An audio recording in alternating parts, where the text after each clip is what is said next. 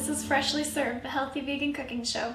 I'm Heather, and tonight we are making some spicy glazed tempeh to put in fajitas. So I've got some tomatoes diced in a bowl here, and I'm going to add to that some Vidalia onion, which is one of my favorites because it's not as pungent as the other onions. And what I'm going to do is crush some garlic in here.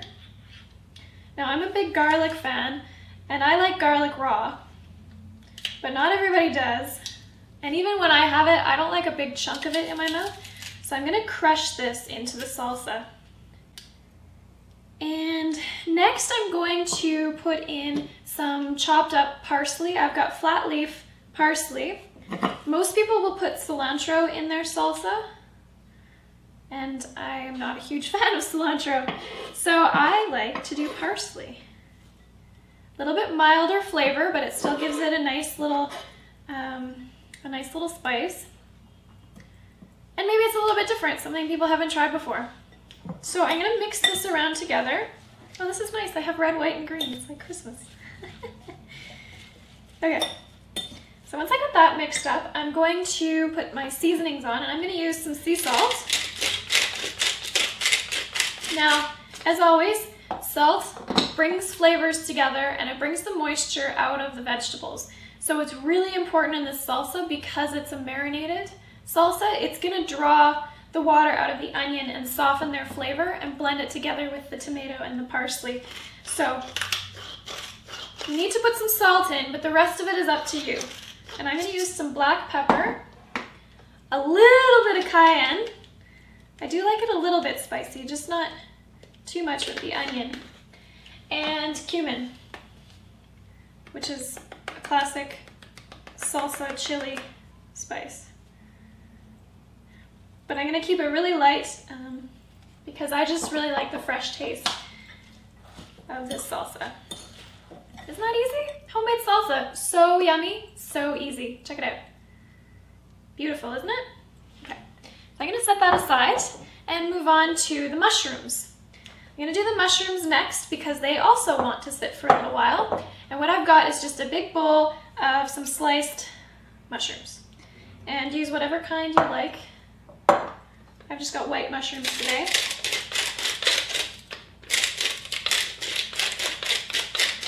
Salt, again, is key to doing this properly. When you're marinating or when you're wilting something, it's the salt that's going to bring the moisture out of the vegetable and change its texture without cooking it. So that's the most important part. And what I'm gonna do is also marinate these guys in some balsamic vinegar and the lemon juice that I have left over that I squeezed for my salsa. So I'll do the lemon juice first because I don't wanna waste it. But I don't need too much liquid on these mushrooms. So let's see how much I got there.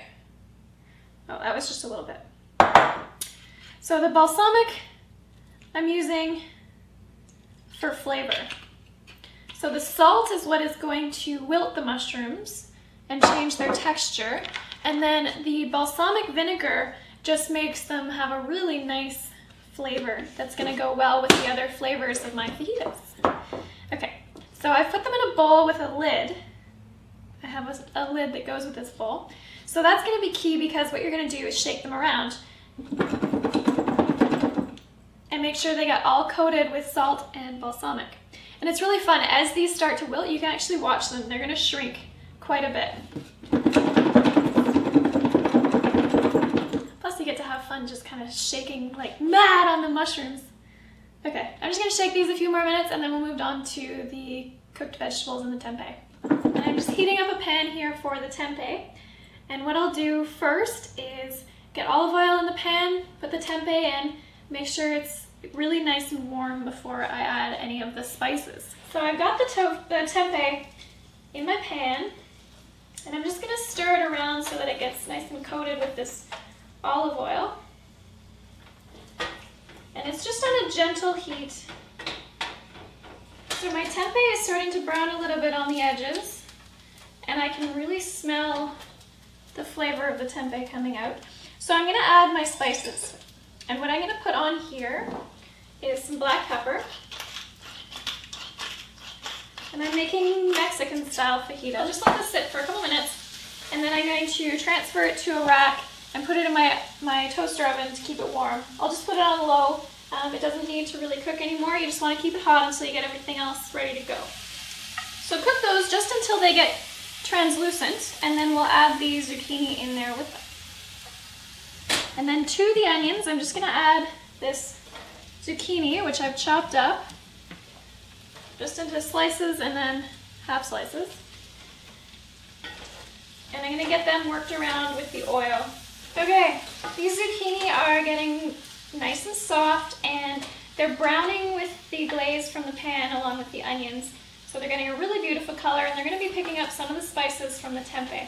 So all I'm going to do now is sprinkle some salt on them, just to finish their cooking process, draw the last bit of moisture out of them, and get them really nice and soft. So those just need a couple minutes. So now what you're going to do is get your fajita shells going, and rather than putting these in the microwave, what you can do is, I just pop them in the toaster oven because it's the perfect size. This is my toaster oven pan. And I just pop them in there for a couple minutes on kind of a medium-high heat. You don't want them to be too low, otherwise they'll dry out. So just warm them up. That's really all they need to do. If you put them in for too long, they'll get crunchy and you won't be able to roll them. Okay, so get those going, and then the raw vegetables. So I've grated some carrot, and I've chopped up some green onion. And the last thing I'm going to do is slice up my avocado. And in case you don't know how to slice one, you just slice it around like so. So I've got a slice going right around the avocado, and then you just twist it, and there you go. And the pit's going to stay in one side. Now if you're leaving this in the fridge, leave the pit in, and the avocado won't brown as much. But if you're taking it out, if you're using the whole thing, just get your knife into the pit like that, give it a little wiggle, and it'll come out really nice. And then just be careful taking it off. There we go. Okay.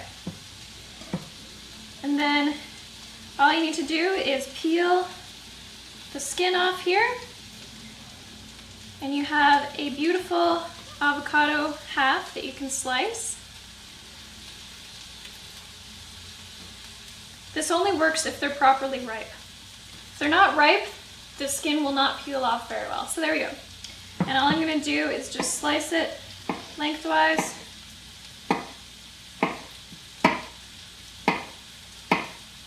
Long, thin strips are really good for fajitas.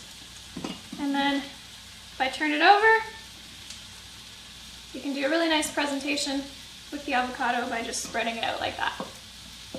Okay, and we'll just check on the salsa, see how that's doing. Give it a little stir. Smells lovely, looks beautiful.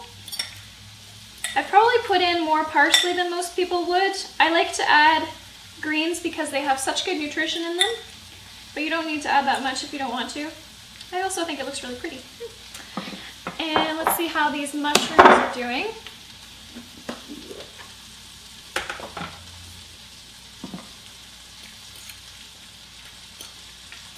Yep.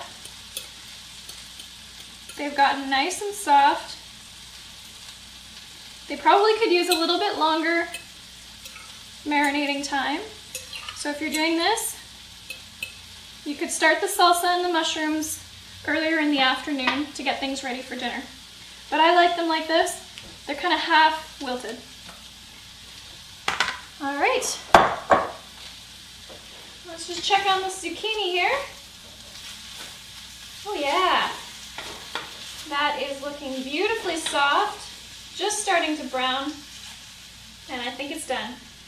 So enjoy your fajitas. They are definitely a fun activity as well as a really healthy meal. Have fun, and we'll see you next time.